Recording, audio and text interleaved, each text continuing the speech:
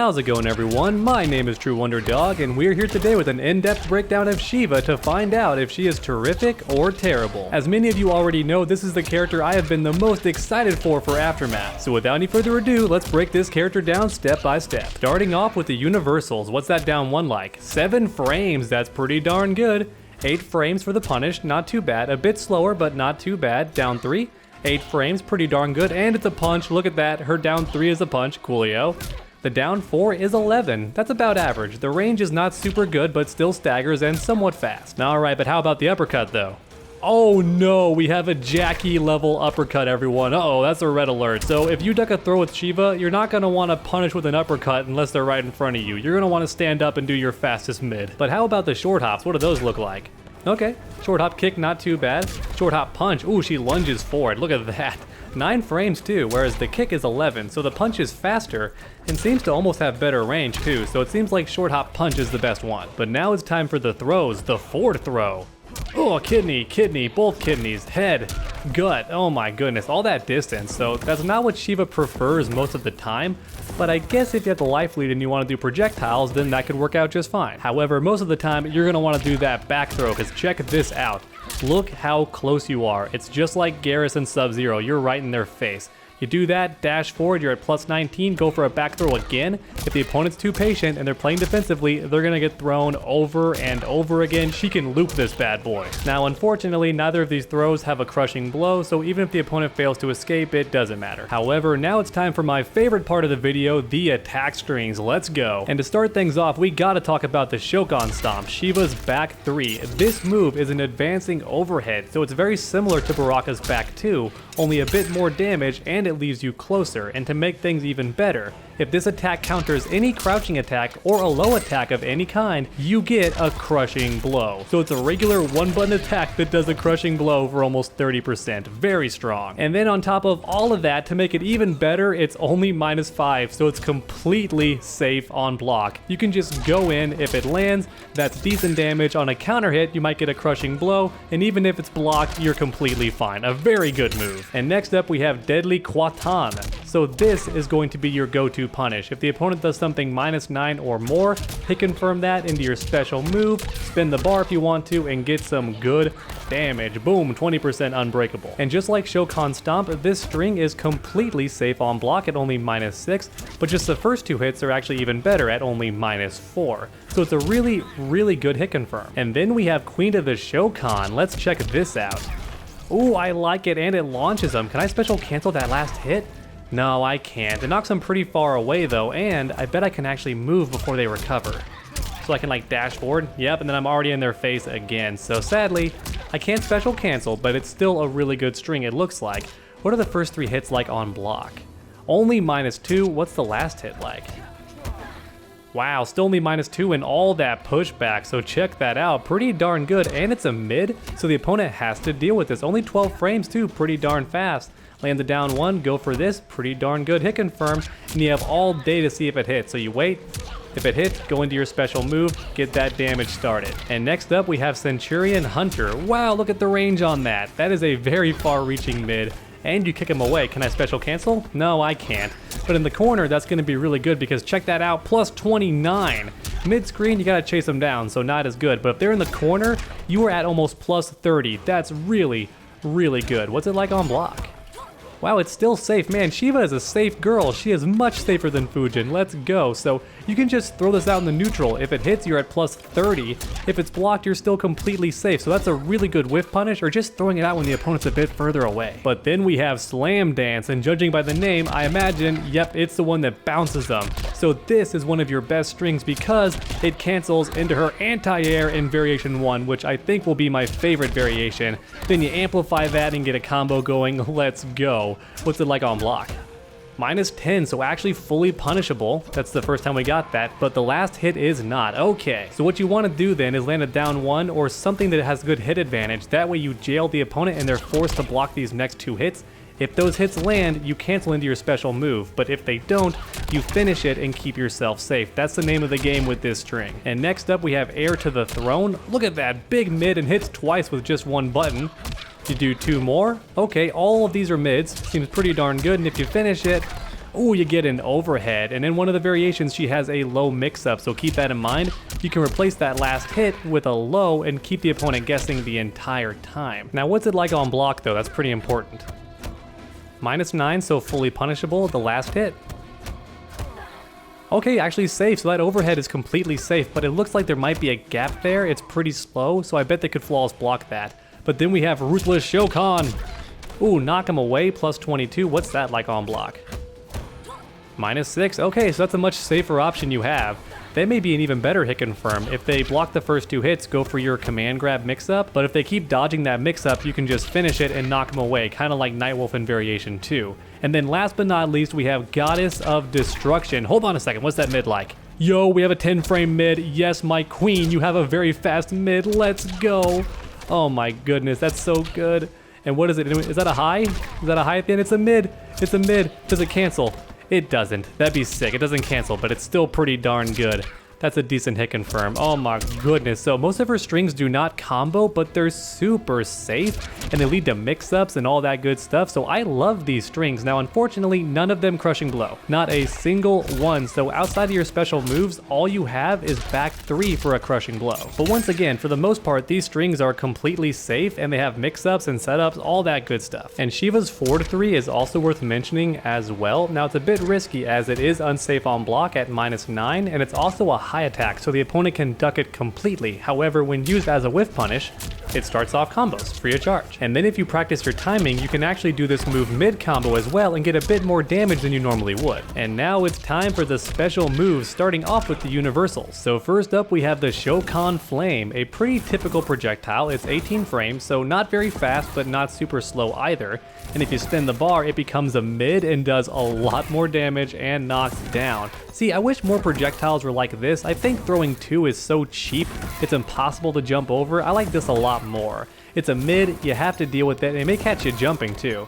It just seems all around useful, and Sheeva's not a zoner, so the fact that she has this is a gift because she's so much stronger up close, so it's nice to have at least one option from far away. And finally, the amplified version is also completely safe on block as well. 0 on block, and also look at all that pushback, so you pretty much reset the neutral when doing this move on block. Now when used during a string, it's not quite 0, it's going to be about -1. But once again, that essentially means you reset the neutral, and it's a mid, so the opponent can't even duck under this. And next up, we have Untamed Fury. So despite the animation, it's not unblockable, it's a mid, but it's a go-to way to end your combos, and if you spin the bar, you get a bit more damage. So right there, almost 160, and then by default, what do we get? Ooh, 120. So it may not be worth spinning the bar most of the time, but it may do dot damage. One of these throws does dot damage. This one does have damage over time, but only if the opponent moves or jumps. So they walk, dash, or they jump, they take damage after being thrown by this move. However, even so, this does have a crushing blow if it breaks armor, and that includes fatal blows or breakaway, or if it's a punish, and then you get your crushing blow. Oh, look at that, 30% baby. Now I think only the regular version actually crushing blows, so keep that in mind. And that was actually it for her universal special move. So next up we have variation 1. First up, the Shokan Snag. 10 frames of startup, that's pretty darn fast for a special move, and it catches the opponent anywhere in the air. And as you saw earlier, you can actually combo into it. And if you spin the bar, you get a launcher, so check that out.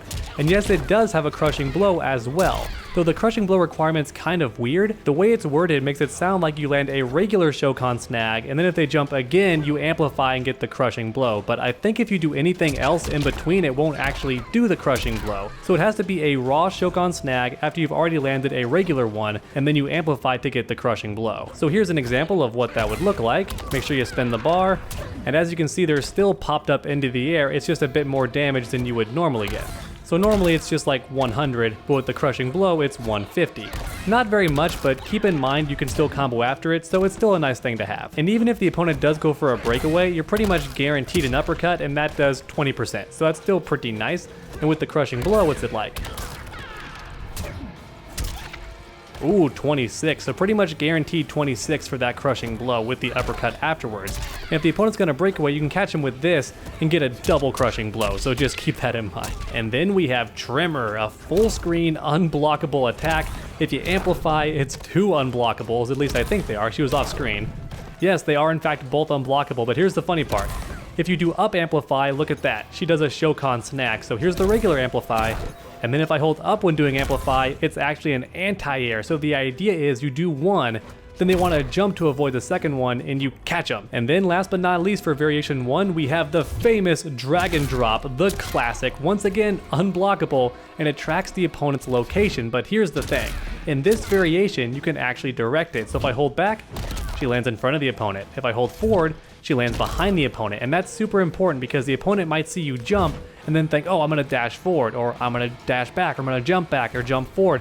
And if you predict that and make the right read, you land on top of them for going a certain direction. And then even better, unique to this game, if you hold L2, you stay up for a bit longer, so you may not even have to actually aim it. If they jump or dash last second, you'll delay it and still catch them once they've landed, or at the end of their dash, you'll still land on top of them, so that's a really good idea. And this could also be super good for beating wake-ups as well. Boom, you catch them right after they do it and you land the unblockable. That could be really tricky. I want to learn some setups where it's pretty much guaranteed because that sounds super dirty, and the only way they could avoid that is by rolling or doing a delayed wake up. Otherwise you're getting them with that stomp. And in case you're wondering, can you amplify? Yes you can, and you get a bit more damage, 15%, nice, 150. And it has a crushing blow too. Check this out. Ooh, and the way you get that big damaging 32% is by landing this 3 times in a row.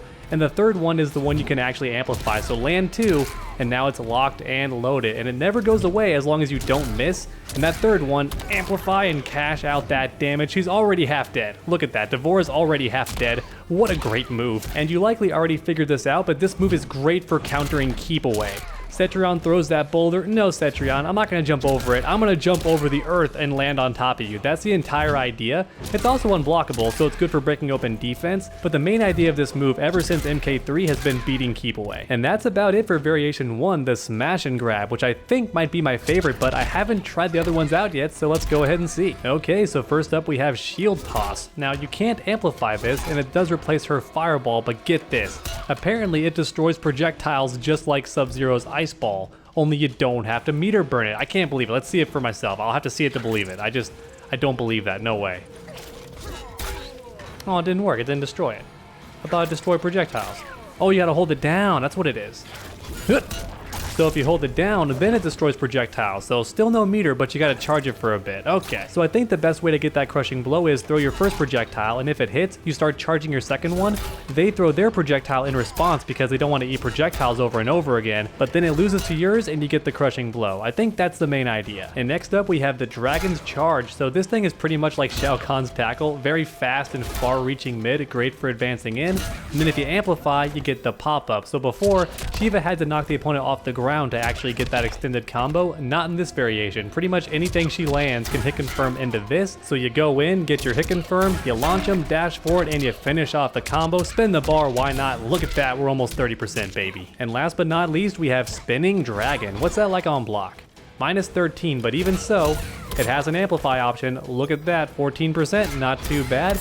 And that amplify does crushing blow if you've landed this move 3 times, and then boom, you get 31%. So that's great for ending combos or just cashing out damage in general. So in summary, this variation looks very versatile. You got a much better launcher than you actually have in variation 1. And this projectile is pretty good too. You can't amplify it, but it's a mid, and if you hold it down, it destroys other projectiles. And then last but not least, you have Spinning Dragon, which is great for ending combos. Leaves the opponent standing too. How plus is that on hit? Let's find out real quick.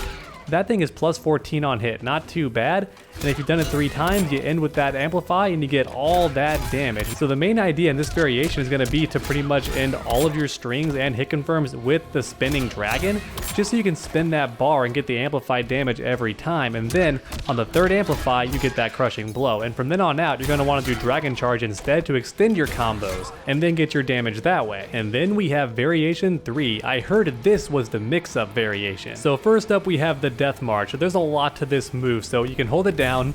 You can cancel it by pressing back twice, so that's already interesting. Use that for throw mix-ups, you know, all that pressure. The opponent blocks you, you go, I'm gonna march, cancel, and then throw. That's gonna be super dangerous, but then you can actually release it, and you kick them far and away. You can't special cancel that, but you can do a overhead version, which costs a bar, or you can do a launching version if you hold up. Interesting. Okay, so by default, I'm guessing it's safe. Let's find out though. Yeah, it's +4, it's plus, oh my god. So if they respect you because they're afraid of this cancel, then you can just let it rip and you'll be +4 all the time. And look how close they are too. You're not just +4, but you're right in their face still. So they literally can't interrupt your throw or your fastest mid. They have to block it or avoid the throw. How about the overhead though? Is that also still safe? It's -5, so it's not plus, but it's still safe. How about the combo one? -9, okay. So the combo one is definitely punishable, but it's still good for combos. Can you... It totally works, it combos, look at that. So this already can do what Variation 2 can do, while also having more mix-ups and pressure. That's pretty nice, and it's plus on block all the time. That's pretty sick, and I think it also has a crushing blow. Yes, it does. You have to march halfway across the screen. I don't know why that would ever happen, but if it did, you get 26%, so that's nice. Okay, I love this already. I like it mostly for the block pressure, like that's really cool to me. And in fact, I just thought of something dirty, so if you can do a string that's plus on hit, but not so plus that it combos, you can actually do the regular death march and be +4 every single time on hit. So check that out, it's pretty nuts, right? Do this, and then you're plus. And if they're used to that, you cancel it, go for a throw, or go for more pressure, go for a mix-up, all that good stuff, and they'll never know what to do. Frame traps like that on hit are gonna make Death March super strong. And that was quite the complicated special move. Next up, we have Battle Scars. Ooh, so this is the overhead command grab. So if they block low, it's unblockable. So have them duck, and let's have them block too, stance hold. Let's go, so check it out. She's blocking, but it still counts. So it's still a command grab, it just only works on crouching opponents. But then what happens if you amplify it? Oh, it's a combo starter, so check that out. You could launch them and then get stuff going. Now, I'm not sure what the most damaging, like, follow-up is for Sheeva. Maybe this, that's a pretty damaging follow-up, so maybe you would do that. And by the way, you can actually amplify this move twice in the same combo. I'm not sure why you would, the damage is not that high, but it can be done. So if you want to get that kill, the opponent's close to death and you got 2 bars, go for it. But then last but not least, we have Queen's Punishment. So that's a low command grab. So you have the overhead command grab and the low command grab. So it's very similar to Melina. You have a 50-50 mix up there. And remember earlier, I said this string ends in an overhead. So now instead, you go for the low and that's gonna catch them. Ooh, look at that. Boom, spin the bar, get some more damage. Still only 139. Why is it not more damaging than a throw? I don't get you, NetherRealm. You love your throws, but these command grabs need some love. It should do more damage than that. And also keep in mind, if you hold back, you will actually switch sides. So if you're cornered and land this move, now they're cornered. So the main idea here is you have certain strings that on block force the opponent to guess if you're going to go for the overhead command grab or the low grab, which is actually not unblockable. It's just a regular attack, but if they stand block, you catch them with this. If they're afraid of that and want to block it, you go for the overhead, and that'll catch them blocking low because that is actually a command grab. So if the opponent's blocking low all the time, you catch them with the overhead. Then if they stand up to avoid that, you catch them with the low, and that's the idea. Even so, don't forget you have the Death March, which is a much safer mix-up situation. You're either plus on block, or you can go for the overhead, or you can go for the launcher, which is for extending combos, or if you let it rock, you're still +4. So I think this stance is much better than the actual mix-ups, but you also have those as well. So this variation is pretty darn good. Honestly, all 3 of these variations seem really good. I thought Variation 2 would be the best just because it has easy combo potential and the crushing blows seem pretty reliable, but Variation 3 has much better pressure and much better mix-ups and can actually keep her safer too, so it seems strong as well. And then Variation 1 has the best combos and some really good anti-airs and some unblockable shenanigans, all that good stuff. So I guess in summary, you can't go wrong with any of these variations, just pick the one that's the most fun for you to play. I already covered Fujin, and I think I like Sheeva a lot more. She seems like she's surface level good, and if you learn her and get good with her, she's gonna be even better, so she's a very solid character. And since she has so many unblockables, she is gonna be really good at killing casual players. But please let me know your thoughts on Sheeva in the comment section down below, and then while you're down there, please leave a like if you enjoyed the video. It really does help my channel out a ton. And finally, why not keep that combo going by subscribing and ringing that bell? That way you never miss a future video. Make sure to come back next time, and as always, stay underdogs.